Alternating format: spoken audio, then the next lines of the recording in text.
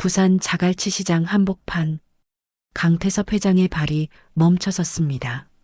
좁은 골목 국수집 앞, 낡은 플라스틱 의자에 앉은 여자와 아이 둘이 보였습니다. 국수 한 그릇을 셋이 나눠 먹고 있었죠. 여자가 젓가락으로 면 몇 가닥을 집어 작은 아이 입에 넣어주는 모습, 큰 아이가 국물만 떠먹으며 동생을 바라보는 모습. 태섭의 숨이 멎었습니다. 김유진. 7년 전 장남의 장례식 날 금괴와 현금 10억을 들고 도망친 며느리였습니다. 하지만 지금 그녀는 빛바랜 옷에 상처투성이 손으로 뼈만 앙상한 손주들과 함께 있었습니다. 태섭은 혼란스러웠습니다. 자신이 믿어온 진실이 거대한 거짓말이었을지도 모른다고. 이 이야기가 궁금하시다면 구독 버튼을 눌러주세요. 그럼 시간을 7년 전으로 되돌려 보겠습니다. 부산 자갈치 시장의 새벽. 비린내와 기름 냄새가 뒤섞인 골목 사이로 사람들의 목소리가 터져나왔습니다. 강태섭은 천천히 시장 골목을 걸었습니다. 72회를 살아온 몸이지만 걸음걸이만큼은 아직 흐트러지지 않았죠. 등은 곧게 펴져 있었고 양복 주머니에 넣은 손은 단정했습니다. 그가 작은 국수집 앞을 지나칠 때였습니다. 낡은 플라스틱 의자에 앉은 세 사람이 눈에 들어왔습니다. 여자 하나와 아이 둘. 그들 앞에는 잔치국수 한 그릇이 덩그러니 놓여 있었죠. 여자가 젓가락으로 국수 몇 가닥을 집어 작은 아이 입에 넣어 주었습니다. 큰 아이는 국물만 조금 떠먹으며 동생을 바라보고 있었고요. 태섭의 발이 멈췄습니다. 여자의 옆모습이 낯익었습니다. 아니, 낯익다는 표현으로는 부족했죠. 그 윤곽, 그 자세, 국수를 먹이는 손놀림까지 모든 것이 기억 속 누군가와 겹쳐졌습니다. 김유진, 그의 며느리였던 여자였죠. 태섭은 몇 걸음 떨어진 채 그들을 지켜봤습니다. 유진의 옷은 빛이 바랬고 소매 끝은 해져 있었습니다. 얼굴은 7년 전보다 훨씬 야위었죠. 광대뼈가 두드러졌고 눈 밑에는 검은 그림자가 깔려 있었습니다. 손등에는 험한 일을 한 것처럼 상처 자국이 여러 개 보였고요. 아이들은 더 말라 보였습니다. 큰 아이의 티셔츠는 몸에 비해 컸고 작은 아이의 운동화는 발등이 눌려 있었습니다. 둘 다 국수를 먹으면서도 엄마 눈치를 살폈죠. 엄마가 더 먹으라고 권할 때마다 고개를 저으며 배부르다고 말했습니다. 태섭의 가슴이 먹먹했습니다. 7년 전 기억이 파도처럼 밀려왔습니다. 장남 현우의 장례식, 발인을 앞둔 그날 새벽 집안이 발칵 뒤집혔죠. 금고가 열려 있었고 금괴 5동과 현금 10억 원이 사라졌습니다. 유진과 함께요. 민수 부부가 목격했다며 유진이 남자와 함께 차에 타고 떠나는 걸 봤다고 증언했죠. 아버지, 형수가 남자랑 도망갔어요. 검은색 승용차를 타고요. 분노와 안타까움이 뒤섞인 민수의 목소리가 귓가에 생생했습니다. 민수의 아내도 고개를 끄덕이며 같은 말을 했습니다. 그때 태섭은 무너졌습니다. 현우가 그렇게 사랑했던 여자가 남편의 장례식도 치르기 전에 돈을 들고 도망쳤다는 사실이 믿기지 않았지만 증거는 명백했기에 분노가 차올랐습니다. 빈 금고와 사라진 며느리, 그리고 목격자들의 증언. 태섭은 유진을 집안에서 지웠습니다. 이름도 사진도 흔적도 모두 지웠죠. 손주들까지 잊으려 애썼습니다. 그런데 지금 눈앞의 광경은 그가 믿어왔던 이야기와 너무 달랐습니다. 10억을 가지고 도망친 여자가 왜 7년이 지나도록 부산에 있으며 금괴를 들고 간 여자가 왜 국수 한 그릇을 아이들과 나눠 먹고 있을까요? 태섭의 머릿속이 복잡해졌습니다. 그때 작은 아이가 목 놓아 울기 시작했습니다. 엄마, 나 배고파. 철없는 목소리였습니다. 아직 어린아이는 왜 한 그릇을 나눠 먹어야 하는지, 왜 더 먹으면 안 되는지 이해하지 못했죠. 유진이 황급히 두 손으로 두 아이를 부둥켜 안고 고개를 숙였습니다. 어깨가 미세하게 떨렸고요. 울고 있었습니다. 소리내지 않으려 애쓰며 아이들이 알아차리지 못하게 조심하며 숨죽여 눈물을 흘리고 있었습니다. 괜찮아, 괜찮아. 집에 가서 더 먹자. 떨리는 목소리로 아이들을 달랬습니다. 하지만 태섭은 알았습니다. 집에도 먹을 게 없다는 걸. 태섭은 그 순간 뭔가 크게 잘못됐다고 깨달았습니다. 그는 천천히 돌아서 발걸음을 옮기면서도 자꾸 뒤를 돌아봤습니다. 유진과 아이들이 작아지고 골목에 묻히고 시야에서 사라질 때까지요. 집으로 돌아오는 길은 멀게 느껴졌습니다. 차 안에서 태섭은 창밖을 바라봤지만 아무것도 보이지 않았습니다. 머릿속에는 유진의 야윈 얼굴과 아이들의 말라깽이 손만 맴돌았죠. 현관문을 열고 들어섰을 때 집은 조용했습니다. 넓고 깨끗하고 따뜻했습니다. 서재로 들어가 문을 닫고 책상 앞에 앉아 두 손으로 얼굴을 감싸쥐었습니다. 가슴 한가운데서 무언가 터져 나오려는 것 같았죠. 내가 틀렸던 건가? 7년이 지나도록 한 번도 의심하지 않았던 진실이 흔들리고 있었습니다. 며느리를 도둑으로 몰았던 그 확신이, 손주들을 외면했던 그 결정이 모두 잘못된 것이었다면. 태섭은 천천히 고개를 들어 눈앞에 현우의 사진을 보았습니다. 책상 위에 놓인 작은 액자 속에서 아들이 웃고 있었죠. 그 미소가 오늘따라 유난히 슬퍼 보였습니다. 현우야, 아빠가 뭘 놓친 거니? 태섭은 한참을 그렇게 앉아 있었습니다. 현우의 사진을 바라보며 흐르는 시간도 잊은 채로요. 문득 무언가가 떠올랐습니다. 현우의 유품, 장례를 치르고 난 뒤 정리했던 물건들이었죠. 태섭은 자리에서 일어났습니다. 무릎이 욱신거렸지만 개의치 않았습니다. 드레스룸 옷장 깊숙한 곳, 그 아래 구석진 곳에 작은 상자가 놓여 있었습니다. 태섭은 떨리는 손으로 상자를 꺼냈습니다. 가벼운 상자였지만 마음을 무겁게 눌렸습니다. 상자를 안고 서재로 돌아와 넓은 책상 위에 조심스레 내려놓았습니다. 태섭은 한참을 상자를 바라만 봤습니다. 뚜껑을 열 용기가 나지 않았습니다. 심호흡을 하고 천천히 뚜껑을 열었습니다. 가장 먼저 눈에 들어온 건 시계였습니다. 현우가 대학 졸업할 때 선물했던 시계였죠. 태섭은 시계를 집어들었습니다. 차갑고 단단했습니다. 이걸 얼마나 소중히 했는데. 태섭의 목소리가 잠겼습니다. 현우는 그 시계를 항상 차고 다녔습니다. 늘 손목에 있었죠. 시계를 내려놓고 다음 물건을 꺼냈습니다. 노란 메모지에 현우의 필체로 적힌 글이었죠. 아버지가 나를 진짜로 믿어주시는 날 모든 게 괜찮아질 거예요.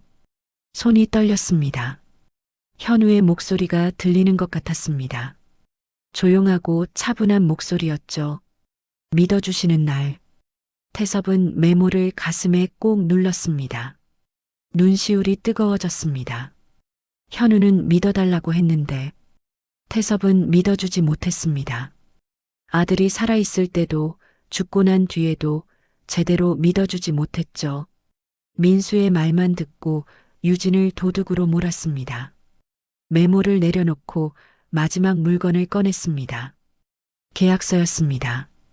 현우가 회사에서 진행하던 거래 관련 서류였습니다. 태섭은 서류를 펼쳤습니다. 현우의 서명이 보였고 상대 회사 담당자 이름도 있었습니다. 그런데 이상했습니다. 이 계약은 회사에 보고된 적이 없었거든요. 현우가 왜 이 서류를 집에 가져왔을까요? 왜 회사에 보고하지 않았을까요? 의문이 꼬리를 물었습니다. 태섭은 서랍에서 만년필과 메모지를 꺼내어 천천히 적기 시작했습니다. 사고 당일 현우는 왜 급히 회사를 나갔나? 금고는 누가 열었나? 유진이 비밀번호를 알았나? 민수 부부는 정말 유진이 남자와 도망가는 걸 봤나? 질문들이 쏟아져 나와 태섭의 손이 빨라졌습니다. 7년 동안 묻어뒀던 의문들이 수면 위로 떠올랐죠. 태섭은 그 이틀 동안 서재에서 거의 나오지 않았습니다. 예전에 알고 지낸 박 형사에게 부탁해 자료를 받았고 메모지는 계속 늘어났습니다. 하지만 책상 위에 쌓인 종이들보다 그를 더 괴롭힌 건 시장에서 본 야윈 유진의 얼굴이었습니다. 국수 한 그릇을 아이들과 나눠 먹던 그 손길이 가슴 한가운데를 짓눌렀죠. 태섭은 결국 직접 확인하기로 했습니다. 10억을 가지고 도망간 유진이 왜 국수 한 그릇을 나눠 먹는지. 박 형사의 전화 너머 목소리는 담담했지만 그가 전하는 내용은 태섭의 심장을 한 대씩 때렸습니다. 김유진 씨는 세 곳에서 일합니다. 새벽 5시부터 빌딩 청소, 낮 12시부터 식당 설거지, 밤 9시부터 새벽 2시까지 편의점 근무입니다. 태섭은 숨이 목구멍 어딘가에서 막혀버린 것 같았습니다. 하루에 3곳을? 큰아이가 천식이 있습니다. 작은아이는 선천성 심장 질환으로 석 달에 한 번씩 대학병원에 가는데 치료비가 만만치 않은 것 같습니다. 그 여자가 아이들 병원비를 혼자 감당하고 있단 말입니까? 네. 의료보험이 적용되지 않는 검사들도 있어 매달 20만 원에서 많게는 100만 원까지 나갑니다. 전화를 끊고 난 뒤 머릿속에는 계산기가 돌아가고 있었습니다. 하루 18시간 일하는 여자. 잠은 언제 자고 밥은 언제 먹는 걸까요? 지난 7년 동안 자신이 믿어온 이야기가 한 조각씩 부서져 내리며 그 파편들이 가슴을 찔렀습니다. 다음 날 새벽 태섭은 유진이 청소 일을 한다는 빌딩에 차를 세우고 어둠 속에서 기다렸습니다. 5시쯤 유진이 낡은 운동화를 신고 나타났습니다. 태섭은 그저 어둠 속에서 며느리의 뒷모습을 지켜보는 것만으로도 가슴이 저려왔죠. 몇 시간 뒤 유진이 나왔습니다. 걸음걸이가 많이 지쳐 보였습니다. 점심시간 태섭은 유진이 일한다는 식당 근처에 차를 세웠습니다. 유진이 싱크대 앞에 서서 설거지를 쉬지 않고 하는 동안 주인으로 보이는 여자가 성난 목소리로 소리치며 다가왔습니다. 빨리 좀 해요. 손님들 기다린단 말이에요. 여자는 더러운 그릇들을 유진 앞 싱크대에 거칠게 던지듯 쌓아놓고 갔습니다. 유진은 연신 허리를 숙이며 대답했습니다. 죄송합니다. 그 고개 숙여 연거푸 사과하는 모습이 태섭의 눈에 너무도 선명하게 박혔습니다. 며느리였고 본인 손주의 어머니가 7년 동안 이렇게 살아왔다는 게 믿기지 않았고 가슴이 짓눌렸습니다. 저녁 무렵 태섭은 박 형사를 만나 서류 봉투를 받았습니다. 김유진 씨의 통장 내역입니다. 입금 내역은 3곳의 급여뿐이고 출금 내역은 병원비, 월세, 공과금, 식비뿐입니다. 잔액은 늘 10만 원을 넘지 않고 어떤 달은 3만 원으로 한 달을 버틴 흔적도 보였습니다. 10억이나 금괴 흔적은 전혀 없습니다. 지난 7년간 통장 거래를 다 확인했는데 큰 돈이 들어온 적이 한 번도 없고 오히려 소액 대출을 받아 병원비를 낸 흔적도 보입니다. 태섭은 고개를 떨구었습니다. 박 형사가 서류를 한 장 더 꺼냈습니다. 회장님, 혹시 민수 씨가 금고 비밀번호를 알았을 가능성은 없습니까? 생각해보니 민수는 회사 후계 구도에서 밀리며 늘 형을 원망하는 눈빛으로 바라봤습니다. 민수 씨 통장도 확인해 봐야 할 것 같습니다. 알아봐 주오. 민수 아내 통장. 전부요. 그날 밤 태섭은 손주들이 다니는 병원을 찾았고 유진은 연신 기침하는 아이의 등을 토닥이며 나타났습니다. 진료가 끝나고 수납구 앞에서 카드가 거절되자 유진은 가방을 뒤적이며 잔돈을 한참 동안 세어 간신히 금액을 맞춰내고 축 처진 어깨로 아이 손을 잡고 나왔습니다. 지난날을 생각하니 유진은 완벽한 며느리였습니다. 아침마다 정성스레 차린 식사, 늘 공손한 말투, 현우에게도 아이들에게도 헌신적인 100점짜리 며느리였습니다. 그런 여자를 단 한 번의 확인도 없이 도둑으로 몰아버렸습니다. 유진아, 정말 미안하다. 며느리와 손주들에게 저지른 죄가 가슴을 짓누르며 눈물이 흘렀습니다. 이제 끝까지 가야겠어. 진실이 뭔지 반드시 밝혀내겠어. 태섭의 마음속에서는 이미 다음 계획이 짜여지고 있었습니다. 사흘 뒤 박 형사에게서 연락이 왔습니다. 회장님, 민수 씨 아내 통장에 사고 일주일 후 5천만 원, 민수 씨 통장에는 한 달 후 3억이 입금됐습니다. 합치면 3억 5천만 원 바로 증거였습니다. 그리고 회사 CCTV에 사고 당일 아침 민수 씨가 현우 씨 개인 컵에 뭔가를 넣는 장면이 찍혔습니다. 휴게실 CCTV입니다. 약물일 가능성이 높습니다. 태섭은 숨이 멎었습니다.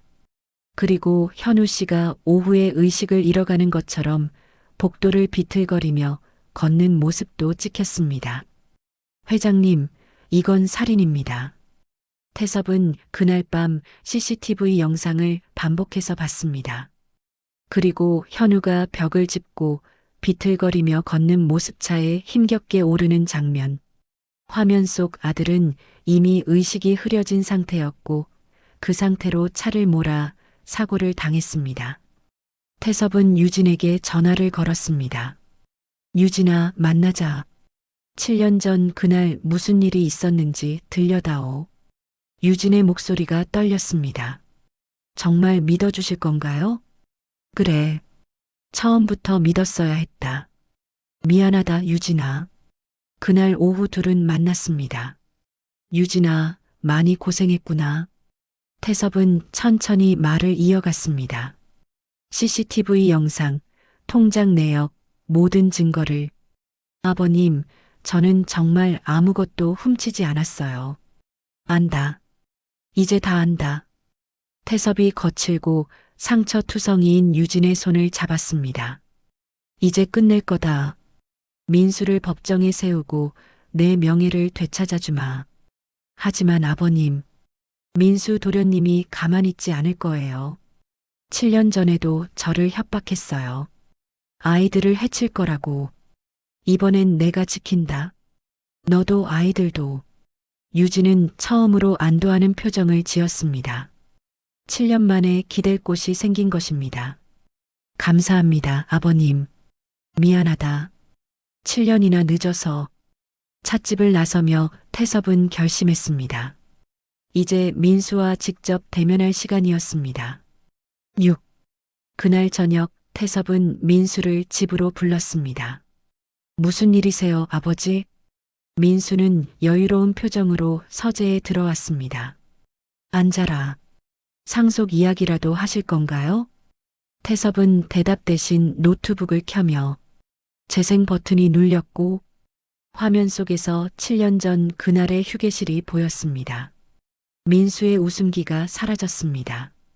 화면 속 민수가 휴게실에서 현우의 개인 컵을 꺼내고 작은 봉지를 꺼내 컵 안에 털어 넣었습니다. 이건 태섭은 영상을 멈추지 않았습니다. 현우가 들어와 그 컵에 커피를 마시는 장면. 오후에 비틀거리며 차에 타는 장면. 멈춰요. 민수가 소리쳤습니다. 태섭은 영상을 멈췄습니다. 그리고 통장 서류를 민수 앞에 던졌습니다. 내 아내 통장에 5천만 원, 내 통장에 3억. 사고 직후의 말이다. 금고에서 사라진 돈이지. 민수는 변명할 말이 없었습니다. 왜 그랬느냐? 민수가 고개를 들어 자포자기한 웃음을 터뜨렸습니다. 왜냐고요? 형이 미웠으니까요. 형이 태어난 순간부터 저는 투명 인간이었어요. 아버지 눈에는 형만 보였잖아요. 민수가 소파에서 벌떡 일어났습니다. 제가 뭘 해도 소용없었어요. 현우는 정말 대단해. 현우는 역시 달라. 저는요? 저는 뭐예요? 민수가 가슴을 쳤습니다. 회사도, 집도, 아버지 사랑도 형 거. 저는 평생 형 그림자였어요. 그래서 형을 죽였단 말이냐? 태섭의 목소리가 터져 나왔습니다. 죽였다고요? 아니에요. 처음엔 그냥 회의에서 졸개하고 아버지한테 혼나는 거 보고 싶었던 거예요. 근데 약이 생각보다 잘 들더라고요. 이참에 형이 사라지면 드디어 아버지가 저를 보시지 않을까? 이 미친놈아. 네, 미쳤죠. 아버지가 미치게 만드셨어요. 40년을 형 뒤에서 살았어요. 단, 한 번도 아버지가 제 이름을 먼저 부른 적이 없었어요. 저도 아버지 아들인데. 태섭은 숨이 막혔습니다. 금고도 형이 비밀번호를 알려줬어요. 형제니까 알아야 한다고. 그래서 장례식 날 새벽에 가져갔고 형수한테 누명을 씌웠고요. 그리고 아이들을 건드리겠다고 협박했어요. 그래야 입을 다물 테니까. 태섭은 주먹을 꽉 쥐었습니다. 넌 내 아들이 아니다. 다시는 내 앞에 나타나지 마라. 하지만 아버지, 살아있는 자식은 저 하나뿐이잖아요. 살아있어도 너 같은 자식이라면 무슨 소용이 있겠니? 태섭이 등을 돌렸습니다. 민수는 비틀거리며 일어났습니다. 참 한 가지 더. 태섭이 다시 말했습니다. 민수가 멈춰선 그때 커튼 뒤에서 녹음기를 들고 박 형사가 나왔습니다. 다 녹음됐네. 박 형사가 조용히 말했습니다. 민수의 얼굴이 하얗게 질려 그 자리에 주저앉았습니다. 아버지, 이제 끝이다. 경찰에 넘기고 내가 한 짓을 세상이 다 알게 될 거야. 민수는 바닥에 엎드려 울었습니다. 사흘 뒤 민수는 구속됐고 뉴스에 나왔습니다. 민수는 고개를 숙인 채 호송차에 실려갔습니다. 태섭과 유진은 텔레비전으로 지켜봤습니다. 7년 만에 밝혀진 진실에 유진은 눈물을 흘렸습니다. 아버님, 감사합니다. 미안하다, 유진아. 너무 늦었구나. 아니에요. 이렇게라도 밝혀져서 다행이에요. 태섭은 창밖을 바라봤습니다. 해가 지고 있었습니다. 긴 싸움이 끝났습니다. 7석 달 뒤 재판이 열렸습니다. 법정은 방청객으로 가득 찼고 태섭과 유진 그리고 박 형사가 앉아 있었습니다. 그때 수갑을 차고 죄수복을 입고 고개를 숙인 채 예전에 당당하던 모습은 어디에도 없이 민수가 들어왔습니다. 검사가 증거를 제출했습니다. CCTV 영상, 녹음 파일, 통장 내역. 모든 증거가 민수를 가리키고 있었습니다. 재판장이 입을 열었습니다. 피고인 강민수는 친형에게 약물을 투여하여 교통사고를 유발, 사망에 이르게 했습니다. 또한 금품을 절취하고 무고한 사람에게 누명을 씌웠습니다. 징역 20년을 선고합니다. 방청석에서 탄성이 터졌습니다. 유진이 손으로 입을 막고 울었습니다. 태섭은 가슴 한쪽이 무너져 내렸습니다.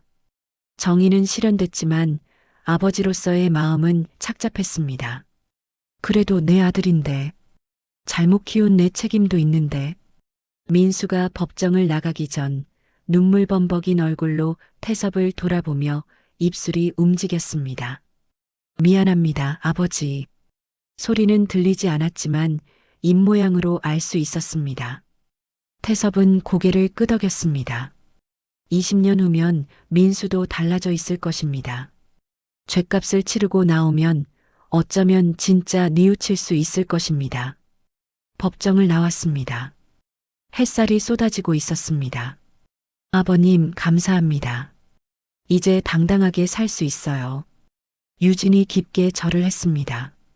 그날 오후 태섭은 유진과 손주들을 데리고 현우의 묘를 찾았습니다. 단풍이 물든 가을날이었습니다. 무덤 앞에 국화꽃을 놓았습니다.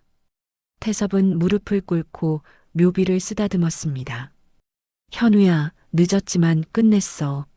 내 동생이 무슨 짓을 했는지 다 밝히고 유진이 명예도 되찾아줬어. 유진이 옆에 무릎을 꿇었습니다. 손주들도 함께 했습니다. 여보, 미안해요. 당신을 지키지 못해서. 지훈이와 서연이도 꽃을 놓으며 말했습니다. 아빠, 보고 싶어요. 태섭은 손주들을 감싸 안았습니다. 현우야, 아빠가 내 가족을 지킬게. 유진이랑 아이들 잘 돌볼게. 묘비에 이마를 대고 눈을 감았습니다. 편히 쉬어라, 아들아. 그날부터 손주들은 태섭의 집에서 살았습니다. 지훈이의 천식이 좋아졌고 서연이의 심장도 안정됐습니다. 2년이 흘렀습니다. 어느 봄날 태섭은 손주들의 학예회에 갔습니다. 지훈이가 무대에서 발표했습니다. 저희 할아버지는 진실을 찾는 분이십니다. 7년 동안 잘못 알고 계셨던 일을 용기 내어 다시 확인하셨습니다. 저는 할아버지가 자랑스럽습니다. 박수가 터져 나왔습니다. 태섭의 눈가가 촉촉해졌습니다. 집에 도착하자 유진이 저녁 식사를 준비하고 있었습니다. 아버님, 서연이 심장 상태가 많이 좋아졌대요. 다행이구나. 평화로운 일상들이었습니다. 어느 날 태섭은 다시 현우의 묘를 찾았습니다. 현우야, 아빠 왔다. 내가 남긴 가족, 아빠가 잘 지키고 있어. 바람이 불었습니다. 나뭇잎이 흔들렸습니다. 고맙다, 아들아. 내가 아빠에게 가르쳐줬어. 진실의 무게를, 믿음의 가치를, 그리고 가족의 소중함을. 해가 지고 하늘이 붉게 물들었습니다. 편히 쉬어라, 현우야. 아빠가 다 지킬게. 돌아서서 걸었습니다. 발걸음은 가벼웠습니다. 집으로 돌아가는 차 안에서 태섭은 창밖을 바라봤습니다. 부산 바다가 보였습니다. 석양이 바다를 붉게 물들이고 있었습니다. 오늘 이야기가 여러분의 마음에 닿았기를 바랍니다. 때로는 우리가 믿었던 진실이 틀릴 수도 있습니다. 하지만 그것을 인정하고 바로잡는 용기가 있다면 늦었다 해도 괜찮습니다. 진실은 언제나 밝혀져야 하고 억울함은 언제든 풀려야 합니다. 구독과 좋아요로 응원해 주시고 응원 댓글도 남겨주세요.